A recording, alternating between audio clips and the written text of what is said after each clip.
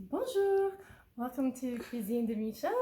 I am Michel, and today I've decided to make a French silk pie.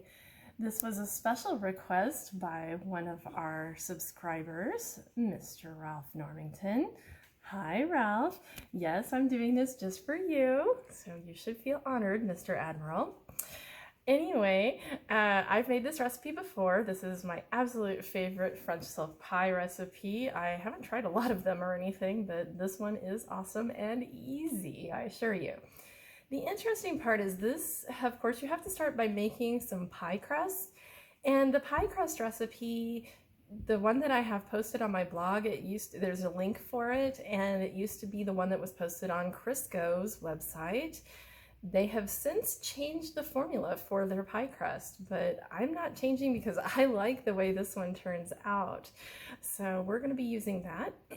That recipe starts with 8.5 ounces of all-purpose flour. And of course, that's the equivalent of 2 cups. I measure by weight. To that, we're going to be adding 1/2 teaspoon of table salt. We can just kind of mix that together a little bit.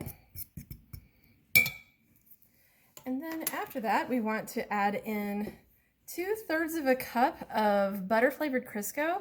This has actually been in the freezer for about 30 minutes. 20 to 30 is enough. You don't have to have it frozen solid, but you want it to be very well chilled, if we will. So I'm going to be putting that in the bowl.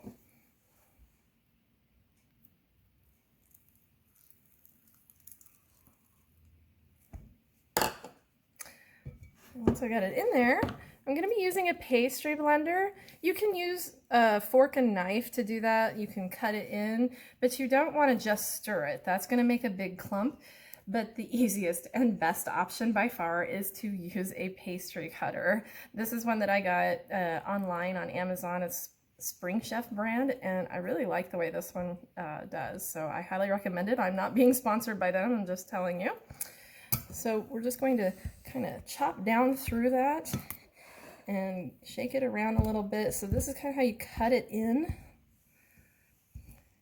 And your goal is to make this kind of a coarse crumbs texture.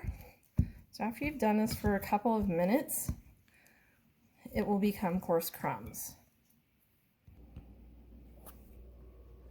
Okay, so now this has worked to the point where it's, if you can tell, it's kind of like coarse crumbs. It's not going to be completely evenly distributed or anything like that. After you've got it to that point, you want to pour, this is not an exact amount, it just says to sprinkle some over the top. So this is ice water. I'm just going to put it like that. You can always add more in after, and at this point you probably want to just use a fork.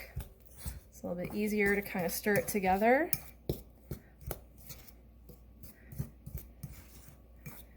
Get a little bit moistened, and then we'll keep putting a little bit more.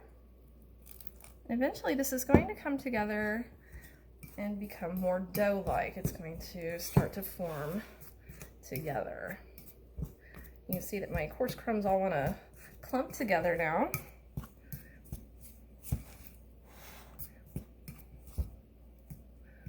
Okay, still need a little bit more.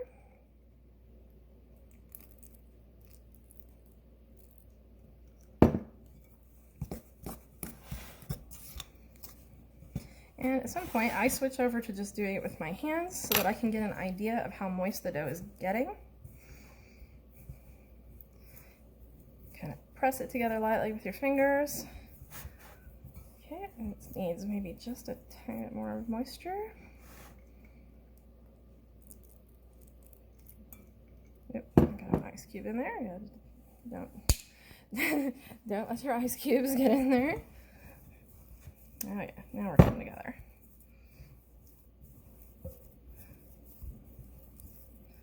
All right, so once you have a cohesive ball forming, when you squish, and it's not, there's going to be a few little dough pieces that kind of want to fall to the sides. You can squish those in. I'm going to pat that up into a ball.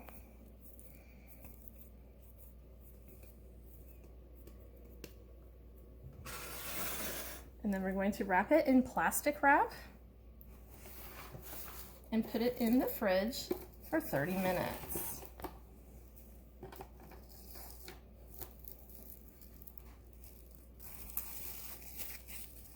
Okay, so now I've had the dough chilling in the refrigerator. It's actually been more than a half hour. A half hour is minimum.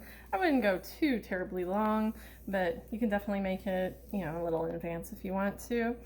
And now I've squished it flat just a little bit because I'm going to be rolling it out. You can flour your surface pretty well. And we want to roll this out. I'm going to be using a glass dish, a pie pan of 9.5 inches. But you could use just a 9-inch if that's what you have. It does not have to be 9.5. But just know that it will make a difference on how much pie crust you have left over and how much filling, how tall it's going to be, stuff like that. So I'm going to go ahead and roll this out until it gets to about 1/8 of an inch thick.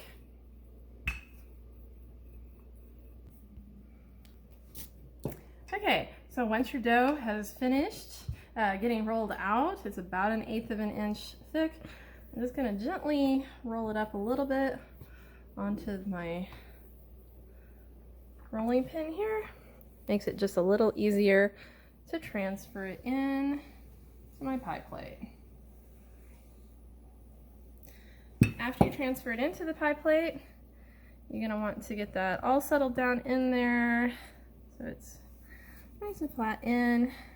If you have any edges where it's kind of crackling a little bit, you can just kind of press those together. And then make sure you make a nice tall edge as you crimp and pinch the edge. So it should look like that. You want it to be sticking up over because while it bakes, it's going to be shrinking down in here. And so if you don't do this, you're going to end up with a little tiny thing inside as it shrinks from baking.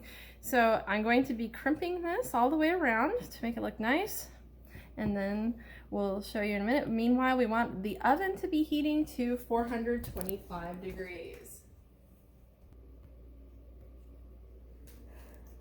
So now we have this already crimped all the way around, and then I also pricked it with a fork all throughout.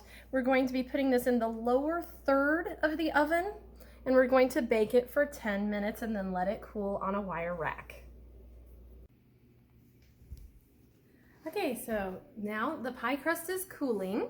It has to cool for around 20 minutes, and in the meantime, we're going to make the filling for the pie. So in the mixer here, I've got before I start, I've got to remember that this recipe is on gimmesomeoven.com. I wanted to give them credit because this is definitely their recipe, not mine. So anyway, back to our recipe. So already here in the bowl, I've got 2 sticks, which is 1 cup of butter that was softened to room temperature. You want to use salted butter if you have it. I actually didn't have any salted butter on hand, so I salted the butter. To do that, you should add a 1/2 teaspoon of table salt. And then we also have 1.5 cups of granulated sugar. We're going to be creaming that, but before we cream it, you also want to have this ready to go. So this is 4 ounces of Ghirardelli 60% bittersweet chocolate.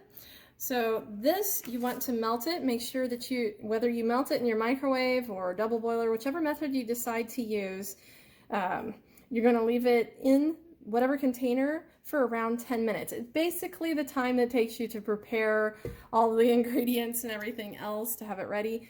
This should be cool enough by the time that all happens. So that's already ready to go. Let's cream our butter and sugar.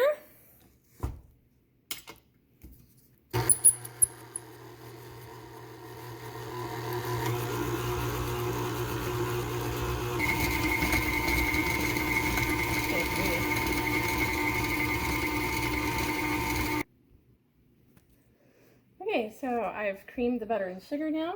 So we're going to leave the mixer running on low speed, and we're going to add in 1 teaspoon of vanilla extract.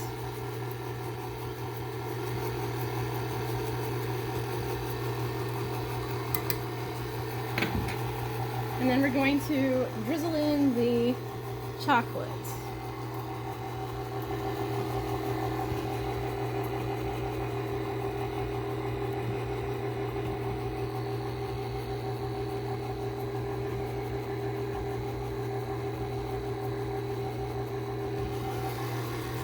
You see that the mixture is getting more and more chocolatey.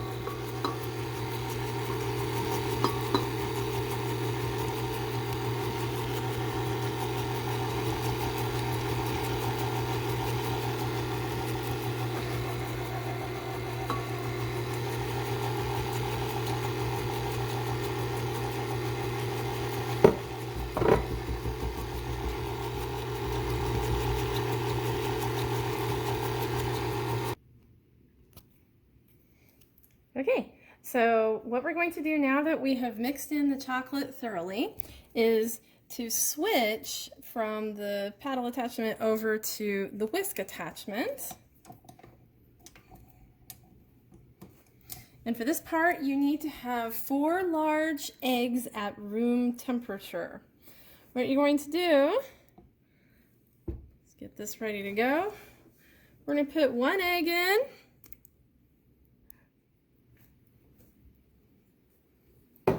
And we're gonna run this on medium speed for 5 minutes.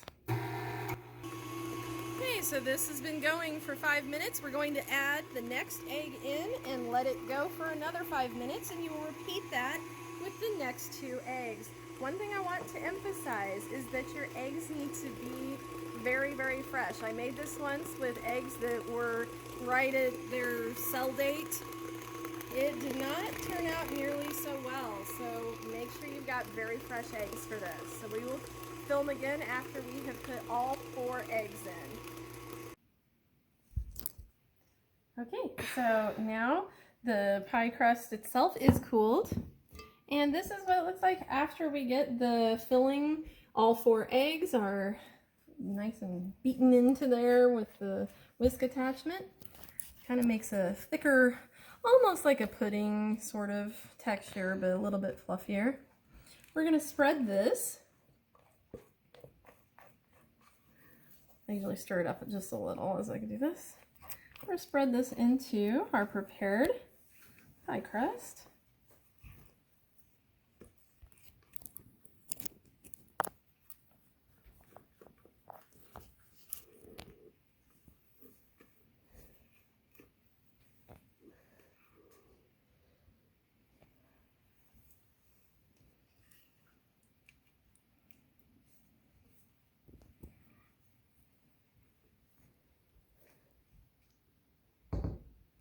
You're going to spread that evenly. Yes, there's a little bit of chocolate that didn't quite exactly mix right there, but that's okay.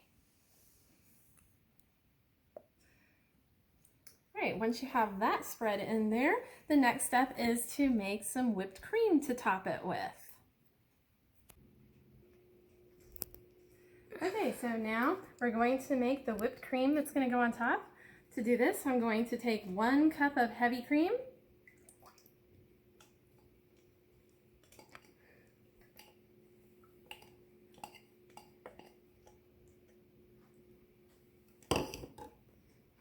And then 2½ tablespoons of regular sugar.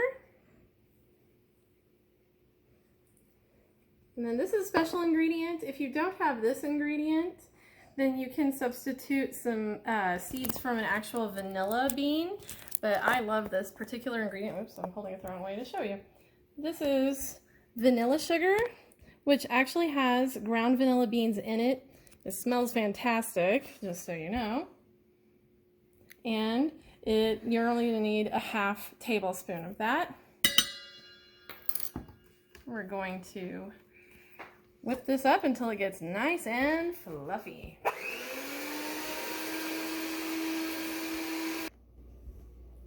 Okay, so now we've gotten this all nice and fluffy whipped cream. I put some of it in my dessert decorator here. You don't have to do it this way. You can just spread the whipped cream on top if that's what you want to do, but I want to be fancy. So I'm going to do like this and make some nice little stars on it.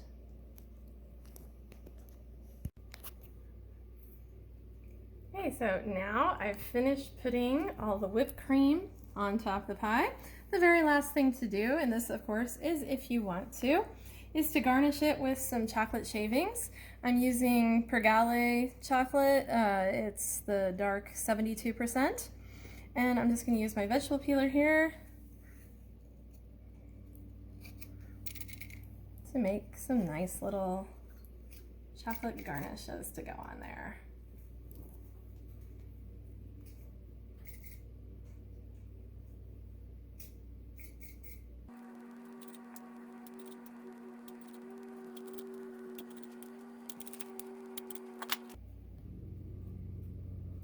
Okay, so now we have our final product. This is actually going to go into the refrigerator for at least 2 hours prior to serving. Thank you again for joining me for another episode of Cuisine de Michel. Please be sure to like, share, and subscribe, and we'll see you next time. Au revoir!